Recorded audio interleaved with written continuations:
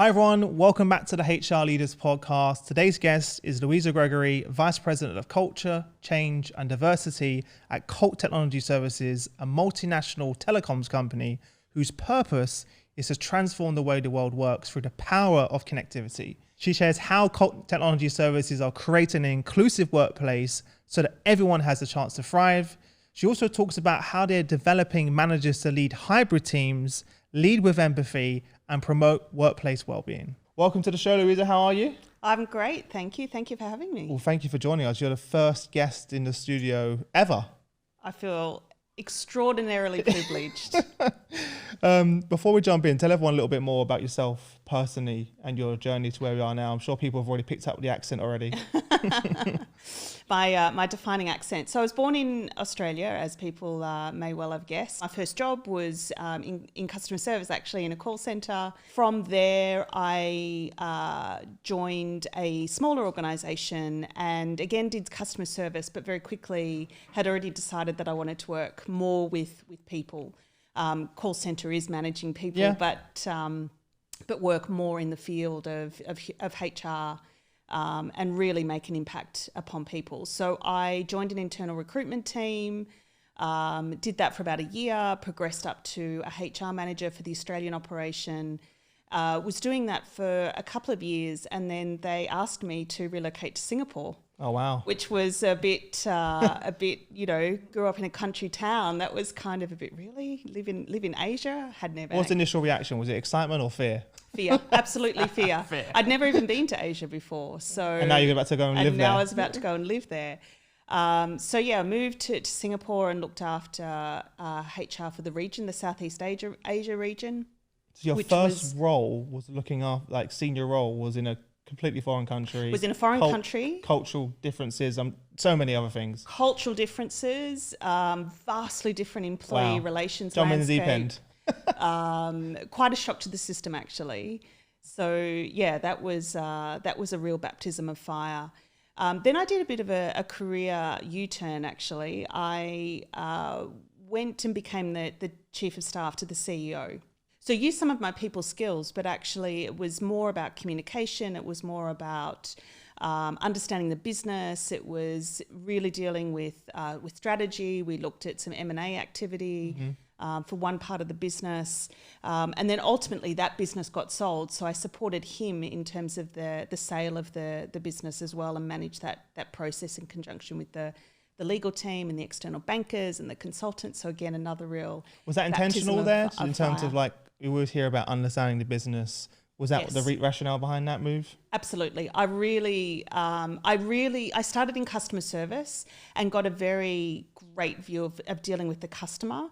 I came into HR, really understood how to make an impact upon people. And then I felt that sort of operational business element was really missing from my skill set. So yeah, really, really conscious decision. How long was you there until you decided I need to get back to HR? Ended up doing that same role for the same CEO in two different organisations. Oh wow, you must have enjoyed it then. So I did enjoy it, and that was sort of how I came into Colt as well. And as part of that role, I ended up picking up responsibility for inclusion and diversity about 3 years ago. Mm-hmm. And then around about 2 years ago, they turned it into a permanent team, a permanent role within the organisation. So I sort of transitioned into that. So let's delve more into that. How are you, practically creating a culture of inclusion at Colt that brings diversity to the table? So it's not just one single thing. There's a whole host of things. And some of the things are quite small. Some of the things are relatively big in comparison to our size organisation. So one of the things that we did, just to give you an example, was at the beginning of this year, we did almost like an open source model to redefine our organisational values. So who are we? What makes Colt Colt? What are the things that we all stand for and can stand behind?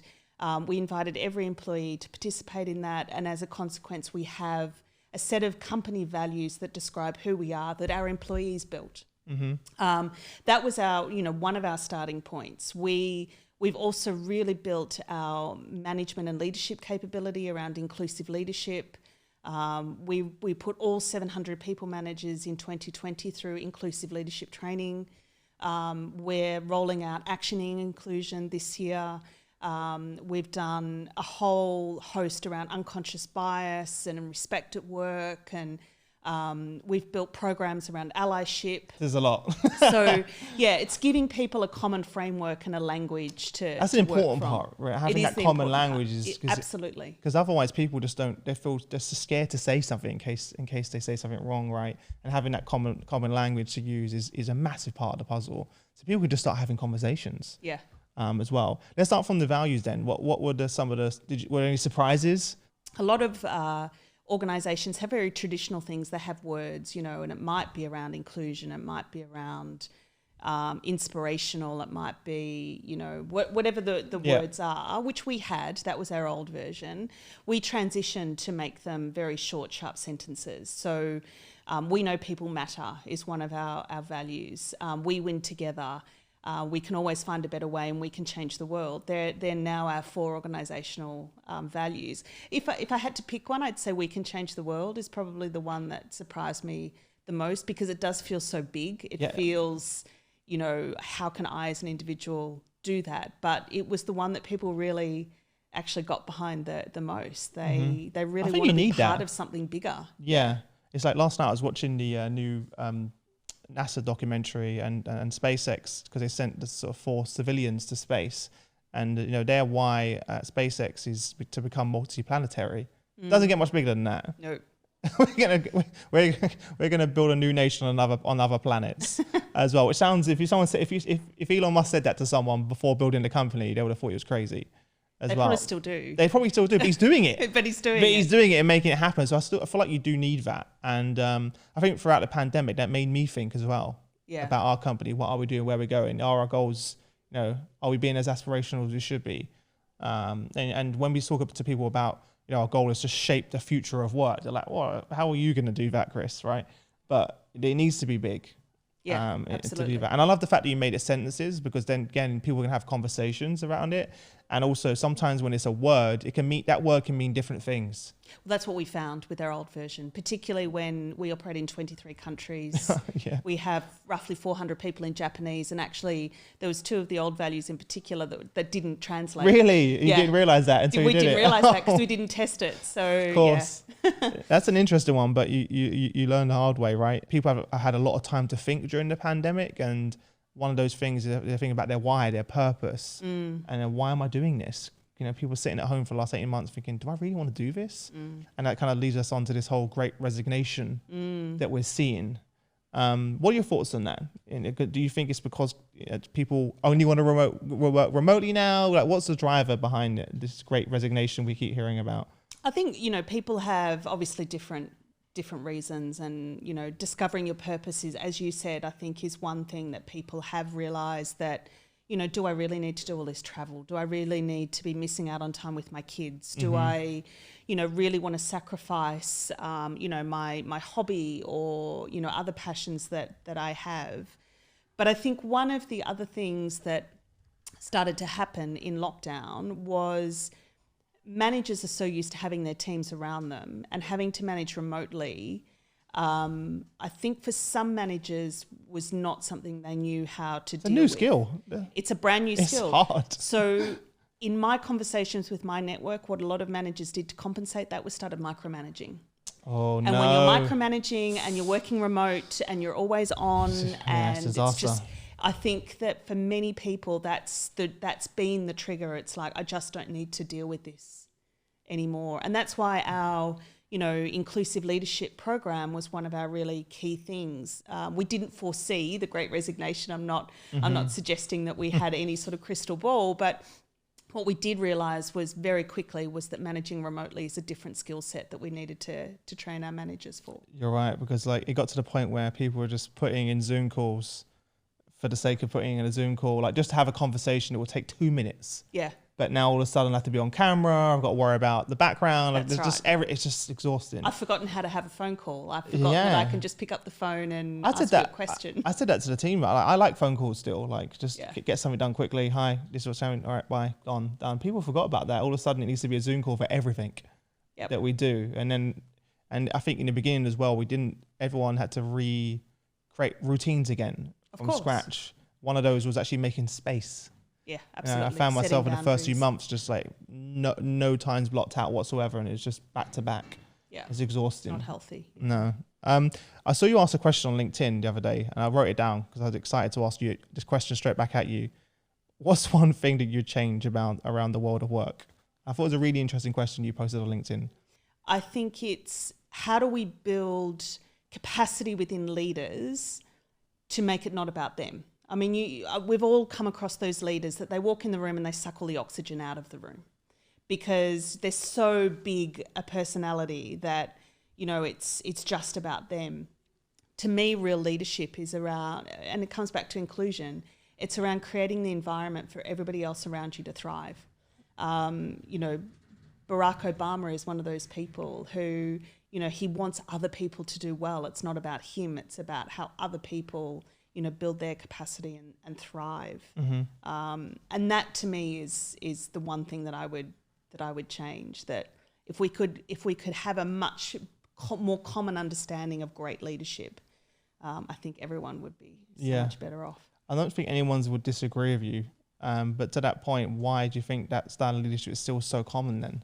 Because I don't think that we often skill leaders to be leaders. We take great subject matter experts. And we go, here you go, you're a manager now. Who are fabulous individual contributors, and the next day you're a manager. My sister, exactly the same for me as well, by the way. I talked before, is a school teacher. Yeah. Now, there's no way she would have been put in charge of a classroom of kids without training and testing and you know, being qualified. And yet we put leaders in charge of people and just expect that they're going to know what to do. In terms of a hybrid, how do you think that's affected DE&I?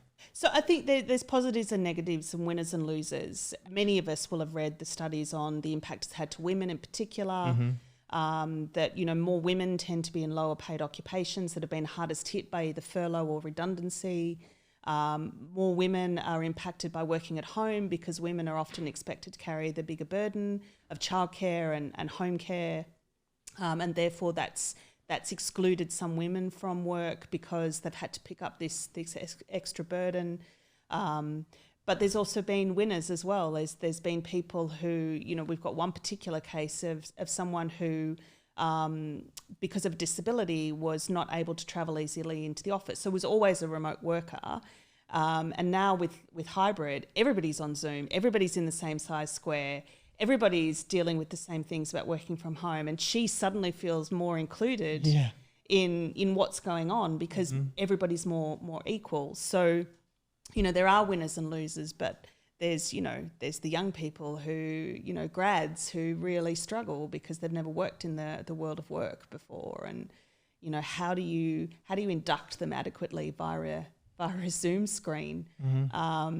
So I think it's elevated the conversation. I think we need to be really conscious of who the winners and losers are, and start planning for that. Yeah. I don't think it's necessary that everybody needs to be a loser, but yeah, by consciously planning for it, we can overcome that. It's a tough one, right? Well. You've always had pockets of the organisation that have worked remotely, but on this scale. Never on the scale like this. You're right. Yeah. What's been yourself and the team's approach to this? Have you already kind of, we're back 3 days a week, 2 days at home? Like, what's the current kind of process you put in place? We've only just opened our offices, actually. Oh, really? Yeah, 2 weeks ago. Oh, nice. So we took a more cautious approach, but when you operate in 23 different countries, we were trying to be a little bit more consistent. So rather than having, you know, smaller pockets go back sooner, we waited a little bit. The half of our employee population is also in India, who, as your listeners are probably aware, had that terrible wave a few months ago.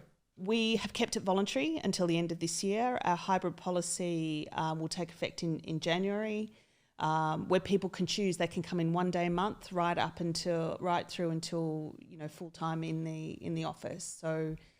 It's a pilot to begin with. We felt that was a better way. It's true, rather than just putting something in place that doesn't work. So it's a pilot to begin with. And we're also this year, to prepare for that, training both managers and employees on what we call the new possibilities of hybrid working. Okay. And how it can create different ways of working, but by embracing it and having purpose behind whether we're at home or in the office, we can actually be more successful together. Nice. Is that an internal program then? It's an internal program. What's that going to consist of? Is that in terms of like the modules? What's that going to look? What would that look like? So the modules are around, part of it is inclusion. So how do we create this environment that's more targeted towards leaders and managers? Yeah. How do you create this environment where everybody can participate? It's not that bad for Colt because we do operate in 23 countries with matrixed structures, and we've had situations where managers have had remote employees in other geographies. So it's not completely foreign to us. So one is around being really inclusive with your teams. The second is around well-being and how you sort of manage boundaries and, avoid things like digital overload and, those sorts of things. And then, there's just some, making use of the technology. How can we all use the tools that we've got? And, we're really fortunate at Colt. We have a plethora of tools and technology. You'd hope so. But we probably, I probably only use a tenth of it, to be honest. So really building that capability too. I kind of stalked you on LinkedIn at this point, and you did a really great video around allyship. Yes. So I wanted to share that with everyone. What does allyship mean to you? Well, I'm going to use my fabulous Dr. Seuss quote again, because I just think it's one of the best quotes. And the quote is, "Unless someone like you cares a whole awful lot, nothing will ever change. It's just not." And to me, that's what allyship is.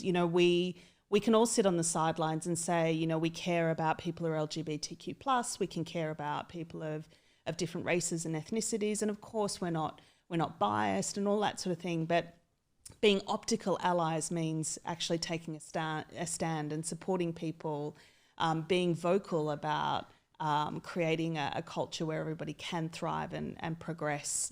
There's also another great visual that came.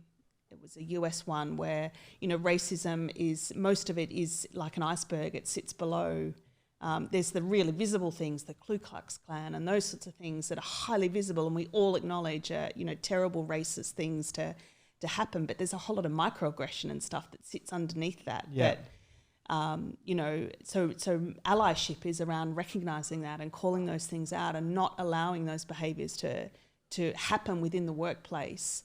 So really taking a stand, to me, is what allyship is about. What would you say? Did I answer it the same as the... That was pretty good.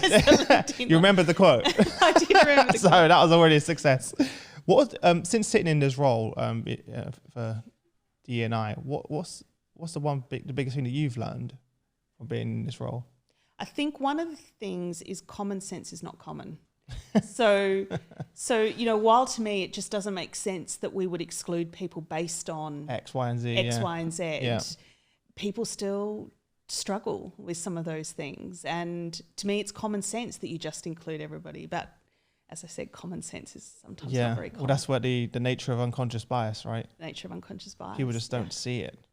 What are you most excited about looking forward to the sort of next 6 to 12 months?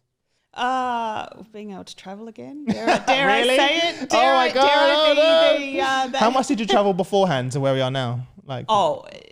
A minimum once a month, but Really? usually multiple times a month. Wow. Yeah. So to go from that to nothing. So you missed that, because I've had like mixed reactions. Some leaders like yourself are like, "Oh, I'm so happy I don't have to travel anymore," and others are like, "I can't wait to get back to traveling." I don't know that I'd go back to what it was. That's a lot, yeah. But yeah, some.